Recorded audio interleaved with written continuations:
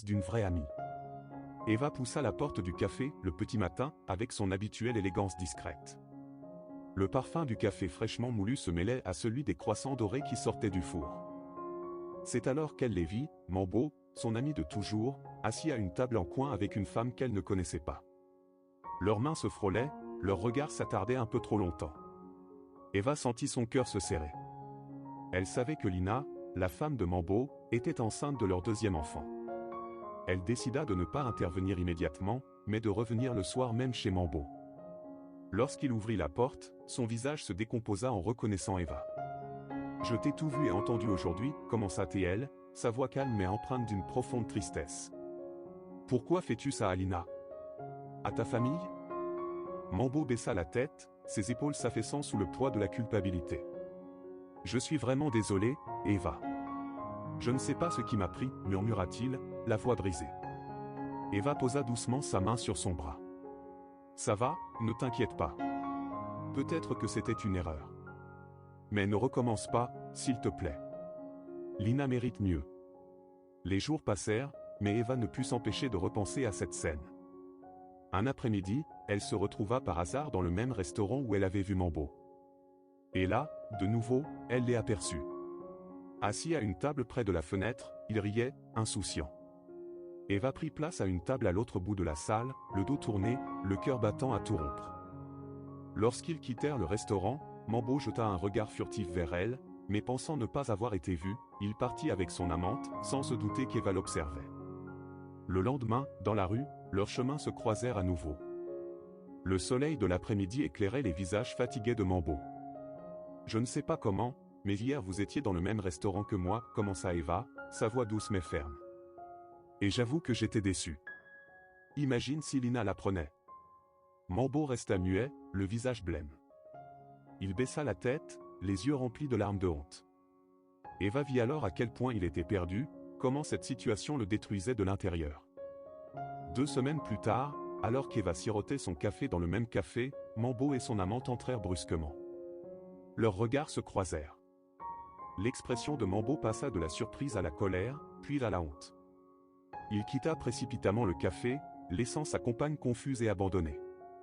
Ce soir-là, Mambo se présenta chez Eva, le visage marqué par l'angoisse. « Qu'est-ce que tu veux ?» demanda-t-il, sa voix tremblante de colère et de peur. Eva le regarda droit dans les yeux. « Est-ce à cause de la même bêtise que tu répètes chaque jour en ma présence ?» Elle ajouta, sa voix devenant plus grave, « Mambo, c'est la 3e fois que je te surprends avec elle. Mais je te préviens, cette fois, c'est la dernière. Si ça se reproduit, je le dirai à Lina, qui est ma meilleure amie. » Mambo rentra chez lui, le cœur lourd. Lina remarqua immédiatement le changement dans son comportement. Il s'énervait pour un rien, parlait sèchement à tout le monde, et semblait perdu dans un monde qui n'était plus le sien. Le pire était qu'il ne reconnaissait même plus le petit garçon de 3 ans qui courait vers lui en criant « Papa ». Quelques jours plus tard, en rentrant chez elle, Eva les vit de nouveau, se dirigeant vers une boîte de nuit. Elle sortit discrètement son téléphone, prit une photo et envoya un message à Mambo. « Tu n'es pas vraiment humain, toi. Comment peux-tu faire ça à ma meilleure amie, qui est ta propre femme et ta seule famille ?» Le message fut envoyé à 17h, mais Mambo ne le vit qu'à 19h. Il quitta la boîte en courant, le cœur battant à tout rompre. En arrivant chez lui, il entendit la voix d'Eva parlant avec Lina dans le salon. Paralysé par la honte, il hésita à frapper. Au lieu de cela, il s'approcha discrètement de la fenêtre et écouta la conversation. Dans le salon, Eva s'était assise près de Lina, qui tenait leur bébé nouveau-né dans les bras. « Lina, j'ai une chose vraiment importante à t'avouer, » commença Eva, sa voix douce mais sérieuse. « Oui, je t'écoute, Eva, » répondit Lina, caressant les cheveux de son fils. Eva prit une profonde inspiration. Dans ce quartier, il y a une jeune femme magnifiquement belle. On dit qu'elle a fait tomber une dizaine d'hommes mariés, dont certains ont perdu leur travail et leur famille à cause d'elle. Elle a même fait tomber des pasteurs de grandes communautés. D'après les rumeurs, si un homme est en proie contre elle, il est difficile, presque impossible, pour sa victime de s'en sortir.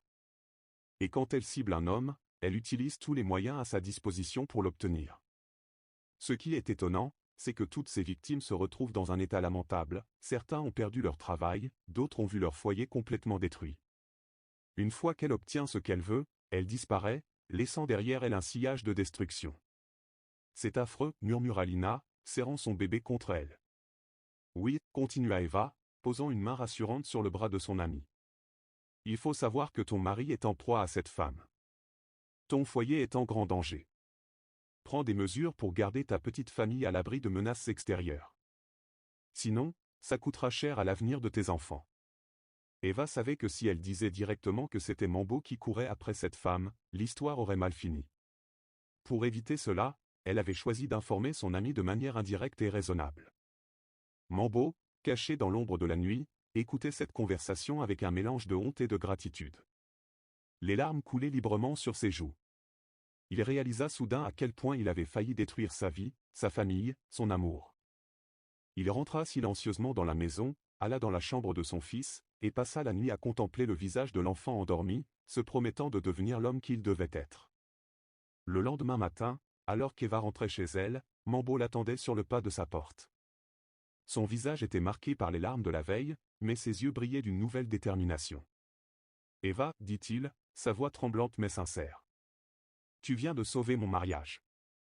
Tu viens de sauver ma famille. Je te remercie. » Il s'agenouilla devant elle, les larmes coulant de nouveau. « Je ne mérite pas ton amitié, mais je te promets de devenir un homme meilleur. Pour Lina. Pour mes enfants.